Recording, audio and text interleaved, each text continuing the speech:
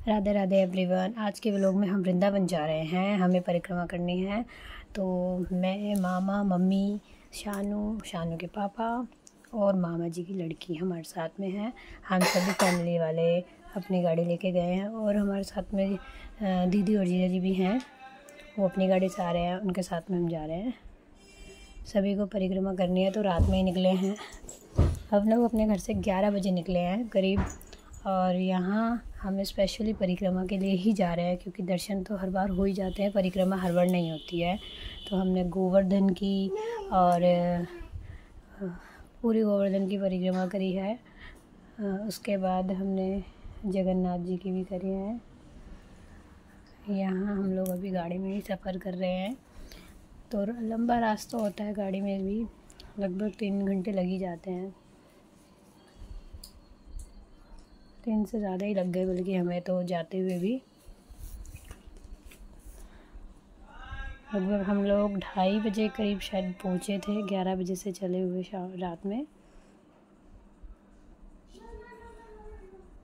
रास्ते में वैसे लाइटें वगैरह बहुत ज़्यादा थी, तो रात का सफ़र बहुत अच्छा ही लगता है, जो कि दिन से ज़्यादा बेटर होता है। दिन में तो सभी को पता है धूप वगैरह देखने की वजह से किसी का भी मन दोपहर में नहीं जाता और हम बच भी जाते हैं। यहाँ हमने अपनी परिक्रमा शुरू भी कर दी है। ये हमारी दीदी हैं जिनको मैं अभी बता रही थी, हमारे साथ गई हैं। और परिक्रमा मार्ग पे तो इन सबको आदत है क्योंकि हर महीने ही परिक्रमा करते हैं दीदी और जीजा जी फैमिली।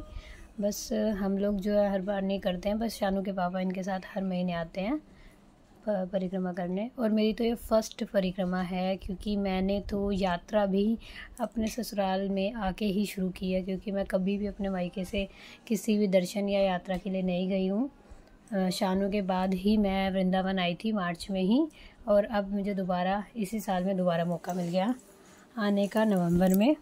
और कार्तिक स्नान चल रहा था, तो कार्तिक स्नान में बहुत मान्यता होती है कि हमें परिक्रमा करनी चाहिए, और इसी हिसाब से 1 रात लग जाती है तो नगर बसेरा भी हो जाता है। इसीलिए हम परिक्रमा मार्ग की वजह से यहाँ आए हैं। शानू को भी कुछ कदम हमने पैदल चलवाए थे कि इसकी भी परिक्रमा लगे। यहाँ गिरिराज जी के मंदिर में दर्शन किए हमने, दीपक वगैरह जलाए क्योंकि हम अपने दीपक जोत वगैरह सब कुछ लेकर गए थे।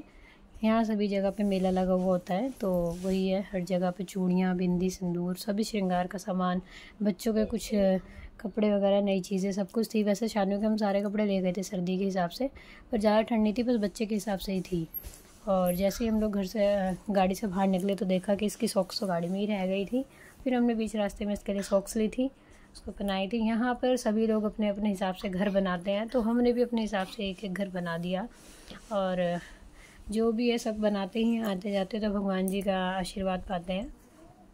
और यहाँ शानू को लेने से भी हम लोग बहुत थके।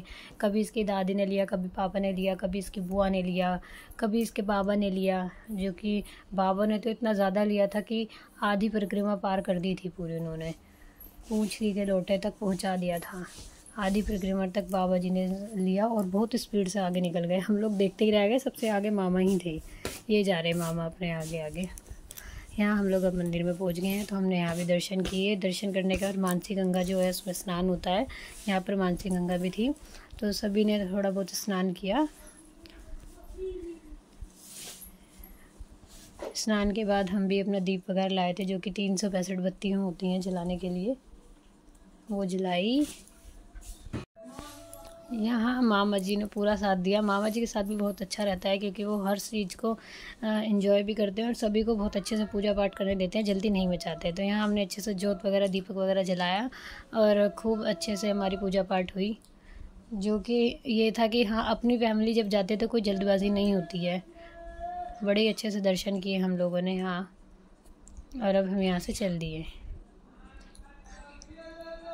आगे चले हम लोग फिर से परिक्रमा मार्ग पर, क्योंकि जैसे ही बीच बीच में हमारे मंदिर स्थान पड़ते रहे तो हमने हर स्थान पे मंदिर के दर्शन किए, भगवान के पूजा पाठ की। अब यहाँ आ गए हैं हम, तो आप लोग देख ही रहे हैं, यहाँ पे दुधेश्वर गिरिराज जी हैं, यहाँ पर भी हम आशीर्वाद लेंगे। पूजा पाठ, जो दीपक बत्ती सब कुछ हम लोग लेकर गए हैं, जैसे कि मैंने बताया आपको, हर जगह हमने दीपक जलाया है, प्रज्वलित किया है, क्योंकि आज की कार्तिक की कथा तो हमारी नहीं हो पाई है, तो वो वही तीर्थ स्थान पर सारी यात्रा वगैरह करने पर ही वो पूजा का फल प्राप्त हो जाता है। इसीलिए आज की सारी यात्रा में ही हमारा पूजा फल था, नहीं तो सुबह 4 बजे की पूजा हमारे घर पर ही शुरू हो जाती थी।